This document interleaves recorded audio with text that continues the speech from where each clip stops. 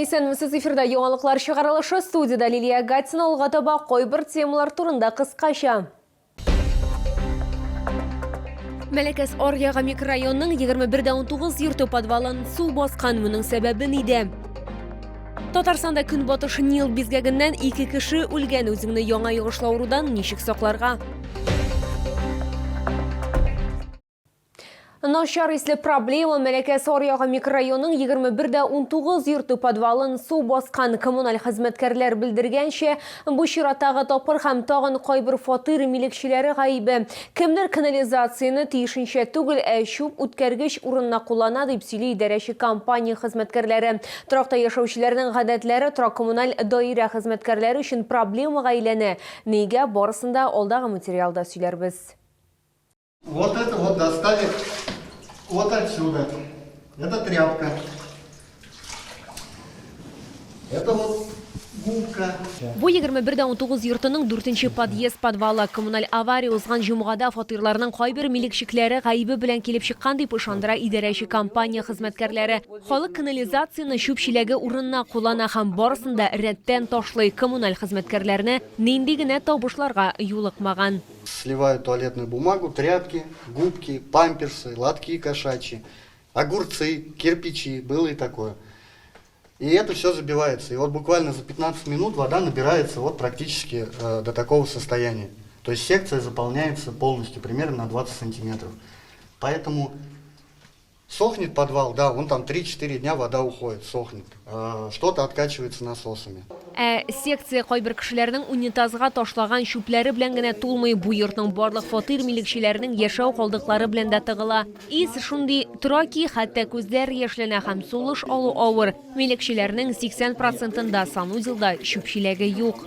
Спрашивается, куда они бросают туалетную бумагу, средства личной гигиены. Понятное дело, в унитаз. Все это, попадая во влажную среду, многократно впитывает и разбухает от воды. Понятное дело, что система трубопроводов, она имеет конечный диаметр. Он всего лишь 110 мм. И где-то в каких-то участках, там где уже скорость потока минимальна, все это скапливается. Һәм чүп тыгыла, бу коммуналь һәлакәткә китерә, подвалны су баса, бинада грунт идәннәр. Алар озак кибә, шуннан соң гына коммуналь хезмәткәрләр җыештыруга керешәләр. Бер подвалдан гына да алар 10 зур контейнер, чүп-чар һәм калдыклар җыеп ала. По этой трубе она, когда идет, она застревает, где-то в одном месте уже спрессовывается, застревает и начинает вылетать ревизия. И из нее начинает все фекалии выходить в подвал. Вот это основная причина. Коммуналь хезмәткәрләр халыктан барысында унитазга ташламауларын сорый, канализация чүп үткәргеч түгел дип искә төшерә алар. Лилия Гатина, Эльмира Гайнетдинова, Тимур Сафронов, яңалыклар. Татарстанда көнбатыш Нил бизгәгеннән 2 кеше үлгән. Роспотребнадзор белгечләре сүзләренә караганда, Ярчалыда яшлы урлар очраклары әлегә теркәлмәгән.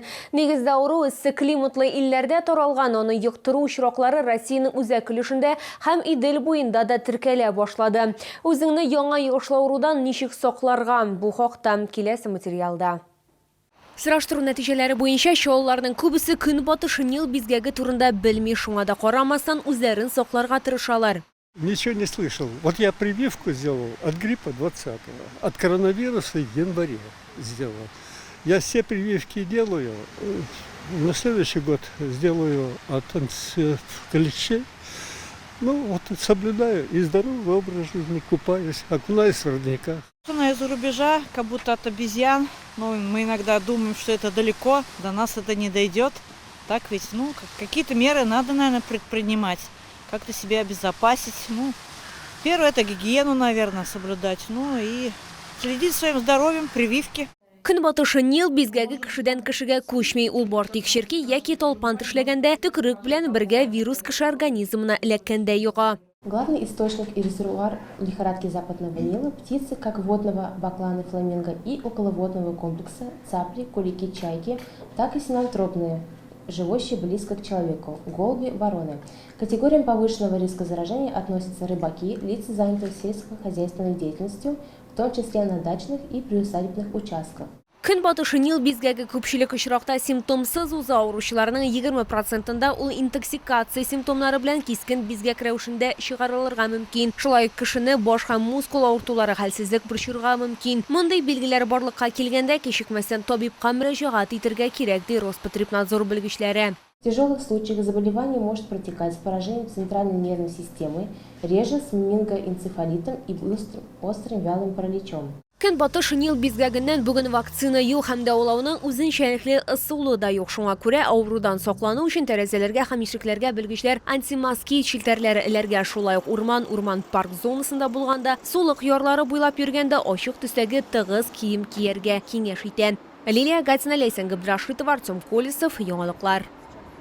Оңайлылык белән сатучылар өчен дә, сатып алучылар өчен дә Ярчалыда авыл хуҗалыгы ярминкәләре дәвам итә. Хәзер алар махсус ярминкә мәйданчыкларында узган, яңартулар төзүчеләр стадионы һәм ипподром янында булды. Соңгысында безнең төшерү төркеме дә булып кайтты. Авыл хуҗалыгы ярминкәсендә катнашучылар яхшы якка үзгәрешләрне билгеләп үттеләр. Безгә монда күбрәк өстәлләр дә бар. Җаңгыр жауса да җаңгыр уже танмый. Майданчык кына түгел, кайбер позицияләргә бәяләр дә үзгәрде. Салкын чәй бал уңышына тәэсир итте, ди умартачы Илгиз Михиянов. Юкка чәчәк аткан вакытта суыклар килде, шуңа күрә бал әзрәк, бәя югарырак. Узган ел 1 литр банка 1200 сум торган булса, хәзер ул 200 сумга кыйммәтрәк. Карабудай баланың да бәясе күтәрелде. Узган ел менә мондай 1 литрлы савыт белән юкка балы 1200 иде, әйбит. Бу ел 1400 сум тора, 1 литр бал. Сыер ите өчен дә бераз күбрәк түләргә туры киләчәк. Узган ел итнең килограммы 550 сумга төшкән булса, быел 580 сум. Инфляция бара. Шуңа күрәдер инде дип уйлыйм мин. Бүтәнчә дә кыйммәтләнгәнне. Иске дә кыйммәтләнмичә калмас бит инде.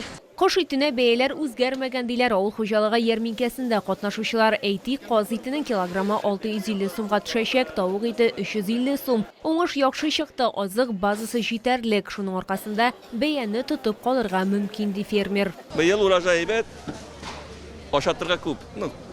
Зирновойларны әйтәбез инде. Сәбиләр дә Аллага шөкер ширләмиләр. Казлар да булачак, үрдәкләр дә. Шей уңышы да яхшы булды, шуңа күрә бәя шулай ук узган ел дәрәҗәсендә калган. Шәйләрнең 100 граммы 200 сум. 3 төрле шәй җыябыз: иван шәй, вишневый шәй, ишемуртныкын. Гөлҗемеш инде ул безнең ел сайын була. Сатып алучылар билгеләп үткәнчә, бәяләр кулай. Итләр сатып алдык, балалашага яшелчә җимеш. Бик ошый. Без атмасан киләбез монда, ярмаркалар башлангач. Ярминкәләргә барлыгы 500 тоннадан артык продукция китерелгән. Бу республиканың 14 районында яшәүчеләрнең товарлары. Лилия Гатина, Эльмира Гайнетдинова, Кирилл Хабзей, Яңалыклар.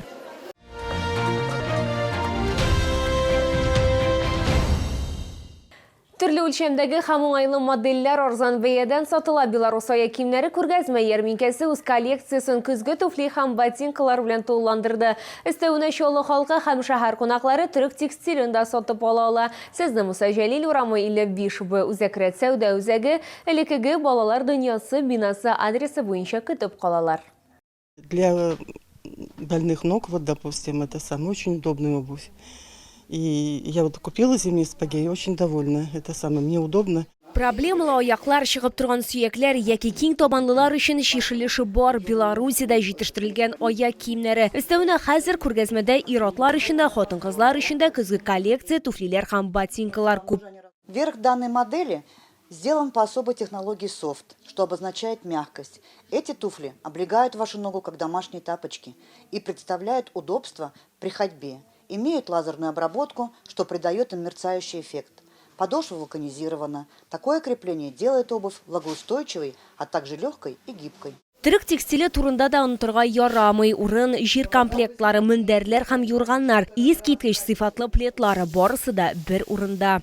Состав ткани для постельного белья полностью натуральный. Здесь присутствуют только хлопковые нити высокого качества. Для пошива постельного белья используется полотно с плотностью расположения нитей 120-150 грамм на метр квадратный, что обеспечивает хорошую мягкость и прочность белья.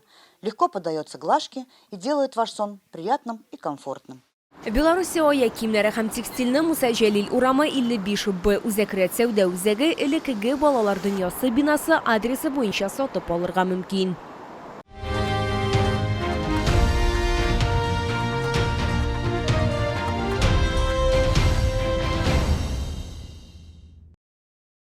бу сезгә җиткерәсе соңгы мәгълүматыбыз иде. Мин Лилия Гатина, сезнең белән сау булашам. Исән имин булыгыз.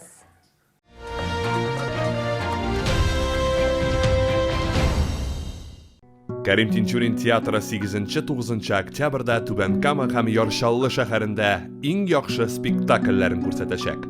Рәхим итегез. Комфортное лечение зубов по доступным ценам. Стоматология «Улыбка». 54 62 31. Народный артист России Константин Райкин. 15 октября. ДК «Энергетик».